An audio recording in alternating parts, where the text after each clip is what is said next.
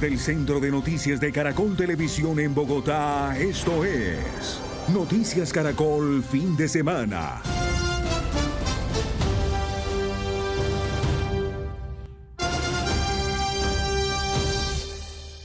Noticia en desarrollo en Noticias Caracol. Buenas noches. En pocos minutos, el Consejo Nacional Electoral comenzará la discusión que definirá si el candidato presidencial Iván Cepeda puede o no participar en la denominada consulta del Frente por la Vida el próximo 8 de marzo. Sebastián Cortés está justamente allí en el CNE. Sebastián, ¿qué se sabe a esta hora de esta discusión? Adelante. Catalina, Alejandra, buenas noches. Lo que se sabe en este momento y nos acaba de confirmar es que sigue bloqueado el inicio de esta discusión que va a ser clave para esta contienda del próximo 8 de marzo por una razón. La ponencia no ha sido radicada por parte de la comisión que fue designada para estudiar a fondo este caso. Hablamos de los magistrados Fabiola Márquez, Álvaro Echeverry y Alba Lucía Velázquez. De esta manera nos indican fuentes al interior del Consejo Nacional Electoral que si llega a ser finalmente radicada esta ponencia, hoy van a sesionar a las 8 de la noche para arrancar con la discusión. De lo contrario, se está también evaluando la posibilidad de que se aplace nuevamente para las 8 de la noche, para el próximo lunes a las 8 de la mañana y que se dé esta discusión en torno a si Iván Cepeda puede ser parte o no de esta consulta del Frente por la Vida. Hay que decir también que hay un plazo que ha establecido el calendario electoral y es hasta el próximo viernes 6 de febrero, que es cuando todas las consultas tienen que haber inscrito ya a la totalidad de sus candidatos. De modo que la misma registraduría y otros órganos del Estado colombiano le han pedido al CNE celeridad en este proceso. Se viene discutiendo desde el pasado viernes y ya se espera que entre hoy o a más tardar el lunes haya una decisión en el Tribunal Electoral.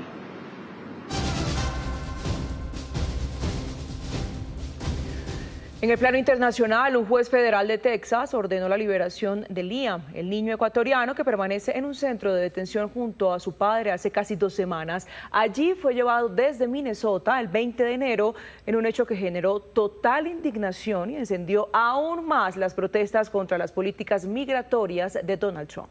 La orden del juez pide que la liberación del pequeño y su padre se haga antes del martes. Esta semana el congresista demócrata Joaquín Castro visitó el centro donde está el pequeño, sobre quien aseguró que ha estado deprimido y triste.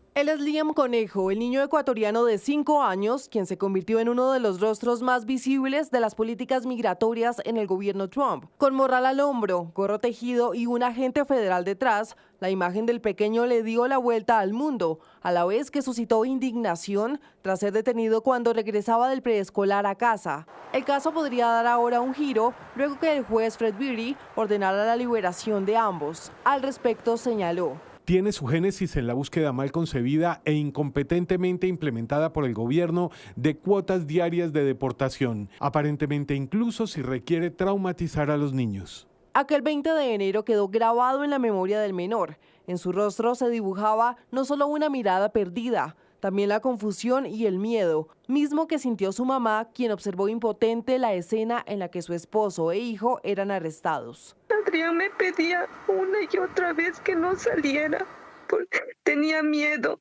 que también me detuvieran. Los agentes notaron mi presencia, sacaron a Liam de nuestro carro, lo llevaron hasta la puerta de mi casa para que yo abriera. Tocaron la puerta y mi hijo Liam me decía: mami, ábreme la puerta. Estaba aterrorizada. Días después, el congresista Joaquín Castro se reunió con el niño y su papá en un centro de detención de Texas. No tenía ninguna emergencia física, pero noten que publiqué una foto de nosotros juntos porque sé que todo el país está preocupado por él. Entre tanto, hoy se cumple una semana del asesinato a manos de ICE de Alex Pretty, un enfermero estadounidense de 37 años. Como homenaje siguen desarrollándose vigilias. Alex Pretty. Alex Pretty. Alex Pretty. A veces lo mejor es simplemente asistir a una vigilia. Esto es lo que intentamos hacer porque somos solidarios y nos importa. Este momento sigue replicándose una y otra vez. Ocurrió previo a que Pretty grabara un operativo de ICE y fuese reducido por la policía. 17 días antes, la conmoción en Estados Unidos rodeó la muerte de Renee Nicole Good, otra estadounidense a quien agentes de ICE dijeron que estaba poniendo en peligro sus vidas al acusarla de intentar embestir contra ellos su vehículo, aunque videos que fueron saliendo a la luz ponen en tela de juicio esa versión. ¿Quieres venir por nosotros? ¿Quieres venir por nosotros? Te digo que vayas a buscarte algo de comer, grandulón. Adelante. La Casa Blanca mantiene una férrea defensa de ICE, pese a cuestionamientos que no cesan sobre lo que manifestantes y ONGs califican como una creciente violencia policial. Entre tanto, la abogada de inmigración y consultora para la barra de abogados de Texas, Catherine Pineda, explicó en Noticias Caracol en Vivo los argumentos del juez que ordenó la libertad de Liam Conejo y su papá. Además, calificó esta detención como deplorable. ¿Bajo qué argumento el juez federal ordena la libertad de Liam Conejo y también de su papá? Bueno, el juez toma la decisión basado en un habeas corpus, entonces él ordena que en menos de 3 días tienen que, no pueden ser deportados ni trasladados a otro centro de detención mientras se decide su cargo. Obviamente decide sobre la aprehensión que tuvieron él y su padre. ¿Cuáles son los cargos en contra de ellos? ¿Del papá? Para los Sí, señor. Para los oficiales del ICE, para ellos significó que él se encuentra sin un estatus legal y que aunque se encuentre en un proceso de asilo, no tiene un estatus migratorio en los Estados Unidos. Nadie entiende, pero usted nos ayuda de pronto a comprender un poco por qué si el cargo es contra el papá, terminan también llevándose al niño. Sí, es una situación totalmente deplorable, muy triste, y pues obviamente se está volviendo una bandera entre ambos partidos y pues desafortunadamente el niño está en medio de toda esta situación. No es el único caso en el que se están denunciando este tipo de violaciones, de flagrancia, de situaciones anómalas. Sí, se están dando detenciones irregulares, aun cuando la persona se encuentra en un proceso de asilo, aun cuando tengan su permiso de trabajo.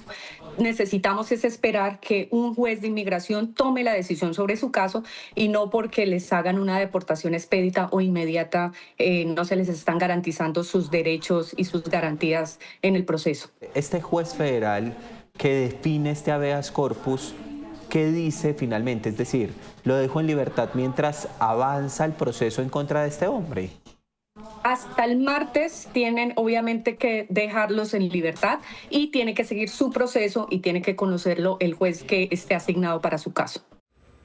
Precisamente en el país se han registrado fuertes protestas en contra de ICE. Miles de personas exigen que no haya más violencia policial e incluso piden abolir la agencia. Minneapolis se ha convertido en el corazón de las protestas en contra de ICE. Nunca había visto nada igual. Llevo 40 años estudiando el gobierno estadounidense. Nunca había visto algo así. Vine aquí para mostrar mi apoyo a la buena gente de la ciudad por enfrentarse al creciente autoritarismo y a un gobierno fascista. La administración Trump ha puesto sus ojos en Minnesota, con el despliegue de por lo menos 3.000 agentes federales. Intensificaron sus operativos en contra de indocumentados, aunque muchos estadounidenses lamentan que se han visto afectados. Denuncian que ahora el miedo hace parte de su cotidianidad. Nuestros estudiantes tienen derecho a la educación y Trump les niega este derecho fundamental. Deberían sentirse seguros en sus escuelas, deberían sentirse seguros en sus paradas de autobús. Algunos manifestantes ingresaron a una tienda por departamentos para pedir que protejan a sus trabajadores y no los entreguen a las autoridades. Y en una caravana, ciclistas exigieron justicia por el caso de Alex Pretty. Hay otras maneras de gestionar nuestra inmigración en lugar de asesinatos y violencia. Mi esposa es enfermera titulada en uno de los principales hospitales. Y el asesinato de Alex Pretty fue la gota que colmó el vaso. Las protestas se registran de costa a costa en el país.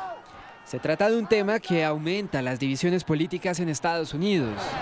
Muchos apoyan las acciones del gobierno Trump mediante ICE.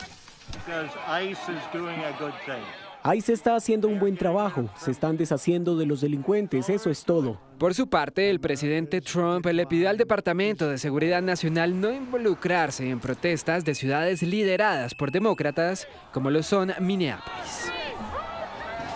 Y en otras noticias internacionales, luego de casi 7 años sin representación consular de Estados Unidos en Venezuela, Laura Dogu, jefa diplomática de Washington, llegó esta tarde a Caracas. Mientras que cientos de familiares esperan la liberación de presos políticos tras el anuncio de Delcy Rodríguez de una amnistía. La enviada de Estados Unidos a Venezuela llegó a Caracas en un avión del Departamento de Estado proveniente de Bogotá.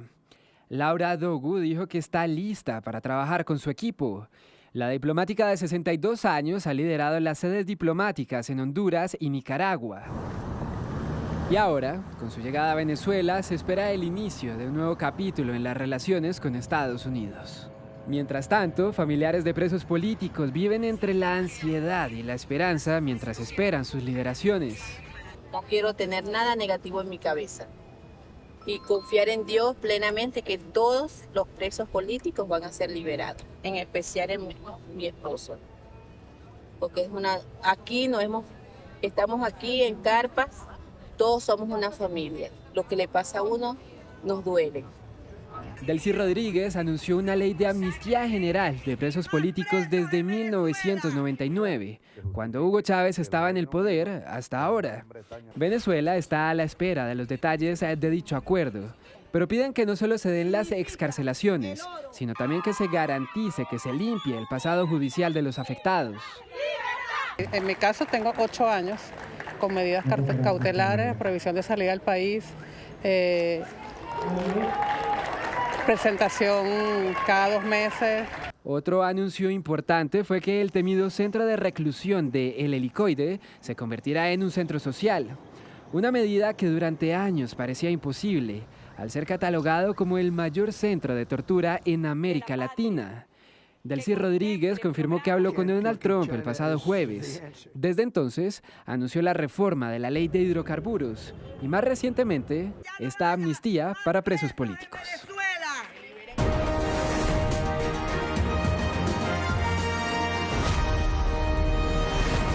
Colombia decide 2026. En este momento faltan 35 días, 12 horas, 44 minutos y se descuentan los segundos para que se abran las urnas el próximo 8 de marzo, cuando decidiremos en manos de quiénes quedará el Congreso de la República y quiénes serán los candidatos presidenciales en las consultas interpartidistas.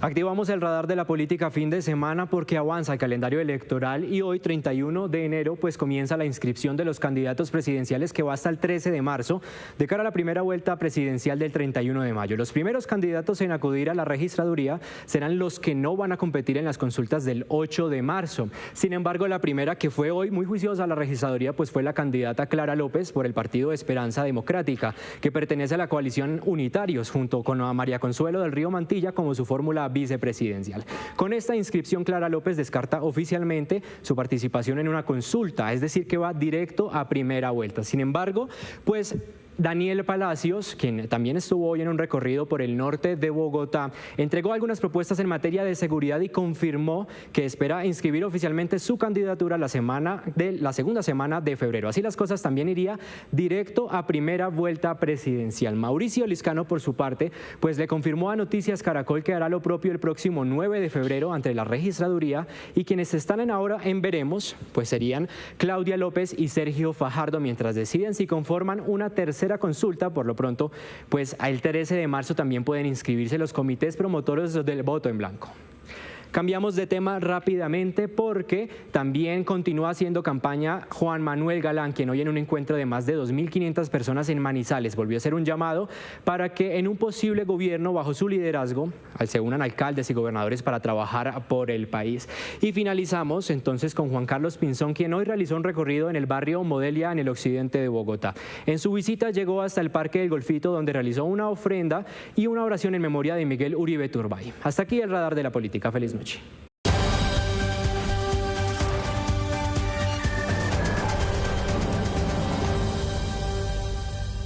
Y en Empresarios 360 de Ditu Negocios y Noticias Caracol, nuestro director Juan Roberto Vargas conversó con el presidente de Bavaria, Sergio Rincón, quien habló de los procesos de transformación, temas sociales y la apuesta de la cervecera para este año 2026. Aquí una parte de esta conversación.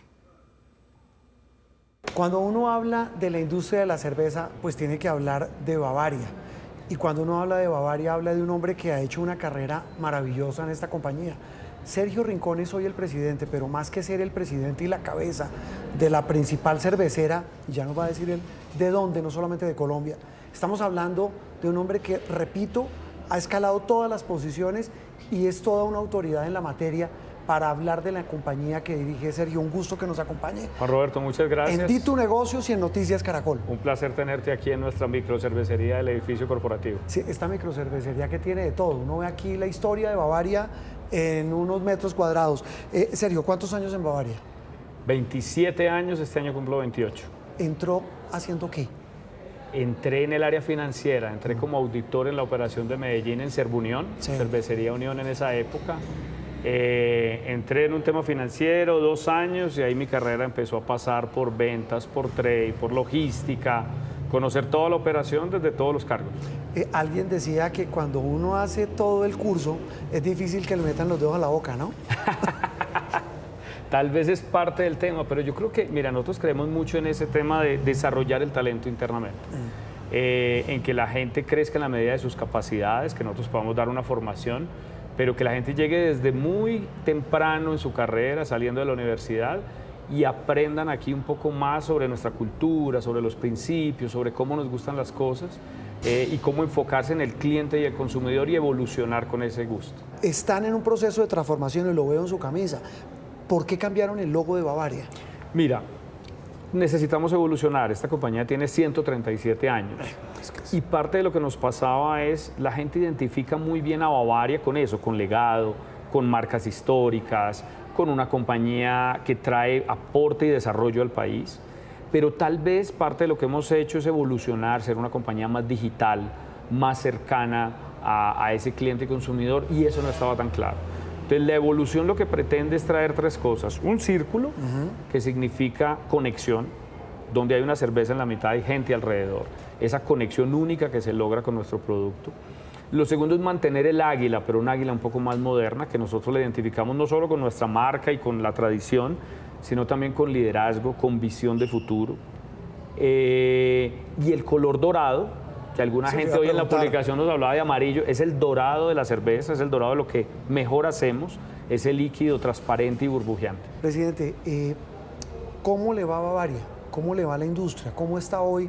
¿Cómo ha evolucionado? Porque pues todos estos cambios hacen parte de esas estrategias comerciales, empresariales, estratégicas, pero ¿cómo le va a Bavaria hoy? ¿Cómo está? Mira, nosotros somos muy positivos siempre, nos ha ido bien.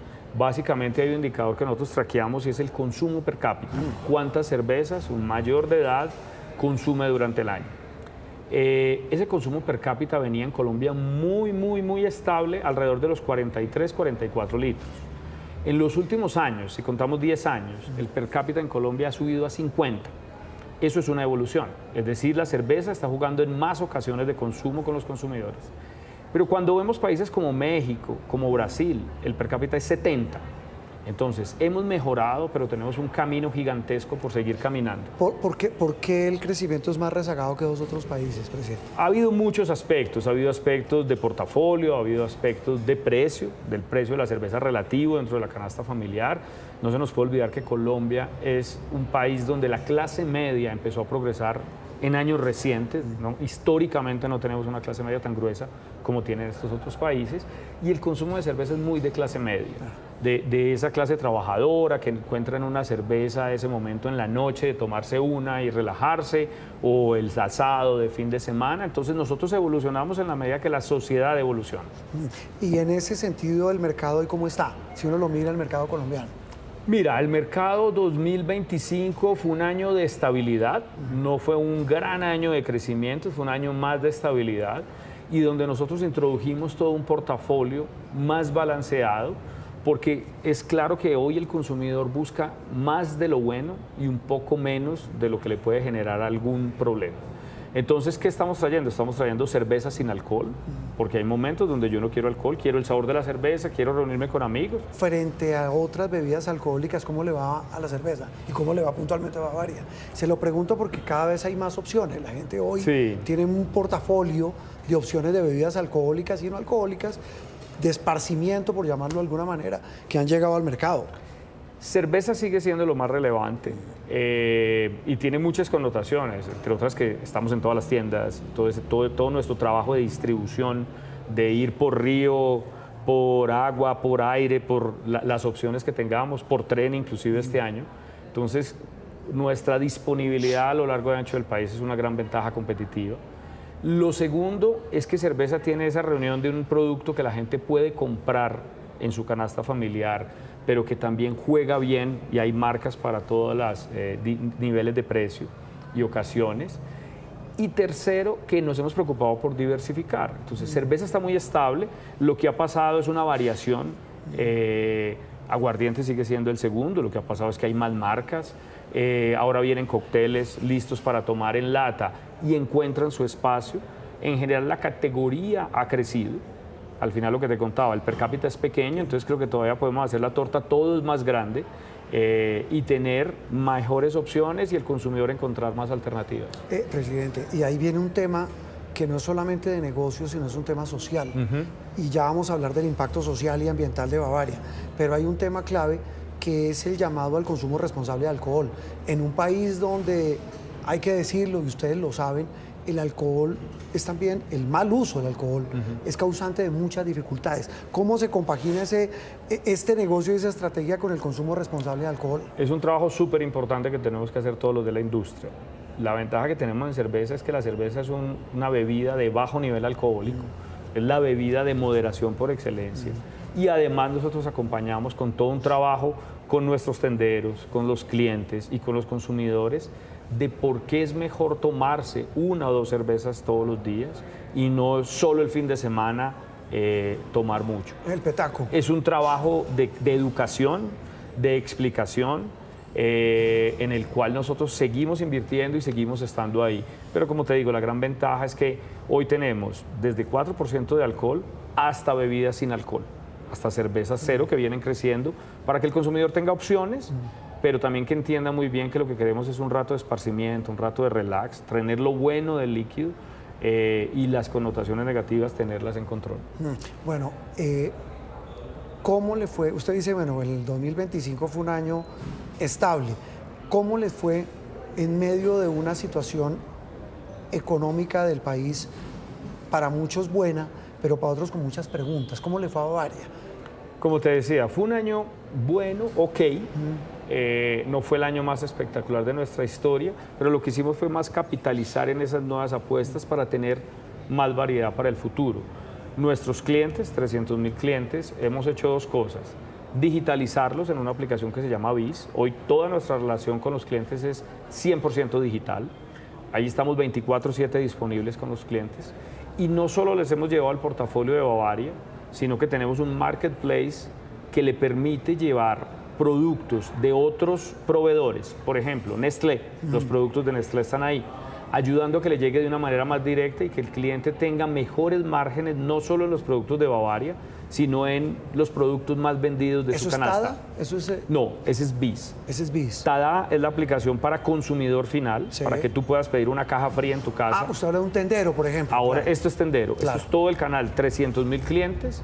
Nosotros recibimos entre 11 y 15.000 pedidos diarios por BIS y como te digo, 90% son productos Bavaria, 10% y creciendo son productos de otros proveedores que dada nuestra capacidad de llegar y de distribuir en el país, se montan en esta plataforma. Aprovechan esa autopista. ¿Cómo les va en los demás países de la región?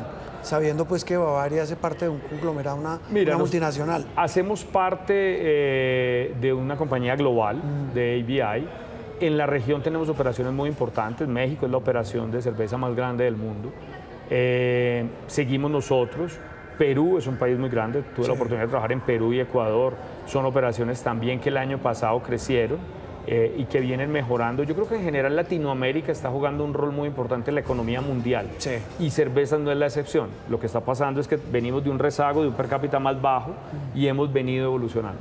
En el caso colombiano, el entorno económico les ha servido, los ha golpeado. ¿Cómo se han manejado en ese entorno económico en un país donde hay condiciones, donde hay mercado, pero también donde hay unas circunstancias especiales? Mira, nosotros creemos que Colombia es un país con un potencial gigantesco. Y el potencial, de hecho, hace poco me invitaron a participar de un libro que hizo Valor Analítica con Marvel Headhunter, que era la visión de país. Y nosotros seguimos viendo muchas más oportunidades. Retos hay y siempre va a haber. Y yo creo que la clave es fijar la mirada en el largo plazo y no en el corto plazo. Nosotros acabamos de hacer una inversión de más de $500 millones en Atlántico. Esa inversión solo la haces cuando apuestas por una compañía a 50 o 100 años. Si no, no la harías. Porque la tasa de cambio, el interés, siempre va a haber maneras de mirarlo, subidas y bajadas. Lo que hay que ver es la tendencia. Tendencialmente, Colombia ha sacado más gente de la pobreza que muchos otros países. Tenemos una clase media cada vez más gruesa, tenemos un talento que no solo para la operación en Colombia, tenemos más de 80 ejecutivos colombianos en nuestra operación alrededor del mundo, por características como una buena formación académica, hambre, ganas de hacer las cosas diferentes. Entonces nosotros tenemos una visión más positiva del país y nos gusta más centrarnos en el largo plazo que en la coyuntura actual. En ese portafolio positivo del vaso medio lleno, si uno le dijera al presidente Bavaria, ¿usted qué metería? ¿Qué metería? Más unión de todos para lograr que estas oportunidades y que este potencial se capitalice de una manera mejor. Yo creo que hoy todavía seguimos batallando de una forma muy individual, las compañías, el gobierno local, regional, y cuando nos unimos logramos cosas increíbles. Nosotros, el proyecto de Palmar de Varela salió gracias a una articulación de proveedores, de tener unas condiciones estables en esa región, de poder nosotros traer una operación tan grande como esa. Lo mismo nos pasó aquí en su momento en Tocancipá o en Valle, en Jumbo, que es una obra relativamente nueva, 2005. Entonces yo creo que la articulación y la alineación de la comunidad, del eje gubernamental a cualquier nivel y los privados, tanto nosotros como nuestros proveedores, la cadena completa, es la que logra las grandes obras y la gran transformación. ¿Cómo una compañía como Bavaria colabora, ayuda, propicia algo que a todos nos tiene? Yo creo que la conversación en su casa, en la mía, en la de todos, ¿cómo le bajamos a esta polarización? Pues mira, mi segundo hogar son las tiendas de barrio. Me encanta salir al mercado. Y la gran ventaja es que allá nuestros tenderos están hablando de cómo vender más, de cómo trabajar por el país. Tienen unos problemas que sufren, pero en realidad yo creo que la base del país está más preocupada por seguir saliendo adelante, porque sus hijos estudien, porque sus hijos progresen. Entonces, ¿cómo ayudamos nosotros? Mira, capacitamos 80.000 tenderos para que tengan mayores habilidades matemáticas, financieras, de marketing, de servicio, y su tienda no solo sea más productiva, sino que sus hijos tengan un mejor porvenir que el que ellos tal vez tuvieron que tener. Muchos de nuestros tenderos llegaron ahí porque son desplazados, porque se quedaron sin trabajo y abrieron un garaje en su casa. Queremos profesionalizar el canal tradicional, que tenga más opciones, y ese creemos que es un trabajo grande, porque más de 1 millón de familias depende de esos negocios. Entonces, estar ahí para ellos, para que en ese día a día estén mejor y luego apoyen la democracia y voten mejor, pero primero yo te ayudo a que tu negocio sea mejor. Mejores condiciones. Ese es nuestro foco y ahí es donde estamos concentrados. Presidente, gracias por habernos atendido aquí en su... Esto es una tienda, una muestra grande de Bavaria aquí en la sede principal en Bogotá. Gracias y pues seguiremos pendientes del negocio de la cerveza. Juan Roberto, muchas gracias por estar aquí, por apoyarnos, por podernos dar esta oportunidad de contar esta evolución de nuestra marca corporativa. Siempre bienvenidos, esta es su casa y cuenten con que Bavaria y Caracol nos vamos a unir en muchas cosas este año para hacer cosas grandes. Claro que sí. 7:55 p.m. La realidad de la ficción es el título del más reciente libro de nuestro subdirector, escritor y periodista Alberto Medina, un viaje al corazón de 7 clásicos de la literatura colombiana. Fue un trabajo de investigación de 10 años. María Lucía Fernández habló con él para rasguñar esa realidad de la ficción de algunas de nuestras grandes novelas. Este es un libro sobre libros en el que el escritor y periodista Alberto Medina abre archivos, sigue pistas, viaja a los lugares donde se inspiraron los escritores para develar qué tanto de realidad hay en algunas de las obras de la literatura colombiana. Por ejemplo, ¿dónde está Macondo? ¿Existió la Marquesa de Yolombó? ¿Arturo Cova de La Vorágine vivió en el Bichada? Encontré toda la realidad, encontré el país. En distintos momentos de la historia está el país. Las 7 obras elegidas recogen hechos históricos que marcaron nuestra vida como nación. Recoge nuestra esencia, nuestro mestizaje y nuestra realidad. Personajes icónicos de la literatura colombiana, Aureliano, Amaranta, los Buendía. Alberto, ¿realmente existieron? Los Buendía son el equivalente, por supuesto, a la familia de Gabriel García Márquez, a su abuelo, a su abuela. Y esos personajes que circulan por las páginas de 100 años de soledad tienen parangones todo el tiempo. Obviamente, el abuelo de Gabriel García Márquez participó activamente en la Guerra de los 1000 días. Fue un personaje de la Guerra de los 1000 días. Pero más allá de eso, yo encontré árboles que él menciona y que son árboles de la realidad, como el castaño en el que muere finalmente José Arcadio Buendía. La realidad de Incluso el personaje más real de 100 años de soledad es el coronel que ordenó disparar en la plaza de Ciénaga contra los trabajadores del banano. Ese nombre sí es real, Carlos Cortés Vargas, y está ahí. Y aparece ahí, y Gabo lo menciona con todos los nombres, como para que a nadie se le olvide quién fue el hombre que ordenó disparar contra la multitud. La Marquesa de Yolombó, ¿existió la Dama de Oro, la gran obra de Carrasquilla? Sí, la Marquesa termina siendo una tía tatarabuela de Tomás Carrasquilla. ¿Y era marquesa? No, es decir, la única ficción que aparece allí es que haya sido marquesa. El título.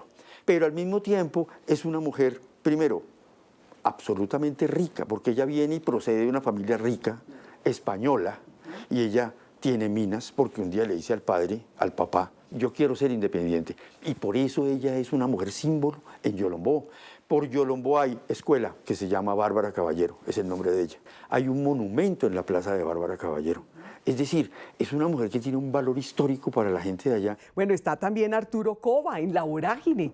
Sí, hay un Arturo Cova real y seguramente, lo cuenta Guillermo Páramo, que es el gran historiador, dice, seguramente se conocieron con José Eustacio Rivera. León María Lozano, el cóndor, en la novela de Gustavo Álvarez Gardiazabal, cóndores no entierran todos los días. ¿Un personaje real? Un personaje real. Con nombre y apellido. Con nombre y apellido, instrumentalizado por los poderosos de la época, por el Partido Conservador y por los gobiernos de la época, para un objetivo que era conservatizar al país, así lo llamaba el gobierno de Mariano Espina Pérez, conservatizar al país. Y conservatizar significaba matar liberales. Son algunos de los protagonistas de las novelas escogidas que, para bien o para mal, desde el amor y desde el odio, retratan lo que somos como colombianos. Los lugares son claves para entender a los escritores, para entender las obras. Sí. Y comencemos con el lugar más icónico de todos, Macondo. Gabo cuenta que cuando iba con la abuela a vender la casa de Arajataca, de pronto vio el nombre de una finquita, se llamaba Macondo. Y dice que había visto muchas veces ese nombre, pero nunca había pasado derecho, pero ese día descubrió que ese era el nombre, porque le quedó sonando, porque le pareció poético. Claro. Entonces, en este momento Macondo es un lugar real. Otro de los lugares que obviamente existe, la inmensidad de la selva que se lo devora todo, de la gran obra de José Eustacio Rivera, La Vorágine. José Eustacio Rivera recorre la Amazonía colombiana. ¿La conoce? La conoció perfectamente. Llegó a territorios tan lejanos de la cauchería y tan salvajes en el comportamiento de los caucheros, como San Fernando de Atabapo, por ejemplo. Pero Casarana existe todavía, donde se cometieron las peores masacres contra los indígenas. Existe, se llama Casa del Conocimiento y es hoy un colegio. ¿Eduardo Caballero Calderón se inspiró en algún lugar específico para Ciervo sin Tierra? Sí, Tipacoque. Tipacoque, Boyacá. Incluso, como él tenía unos nexos con la clase política, él logra que a Tipacoque lo conviertan, porque era un corregimiento de Soatá, que lo conviertan en municipio. Es decir, él crea un pueblo para gobernarlo porque fue su primer alcalde. Con un lenguaje claro, sencillo y delicioso, la realidad de la ficción es capaz de mostrar el alma de estas 7 obras, el espíritu de cada época para no olvidar de dónde venimos. María Lucía Fernández, Noticias Caracol. Para no perdérselo, ¿no? Sin duda. 8:01. Así terminamos. Estas fueron las noticias. Nos vemos a las 12:30 del día con una nueva edición informativa. Ya viene Sábados Felices. Recuerden, somos Noticias Caracol. Primero la gente. Feliz noche.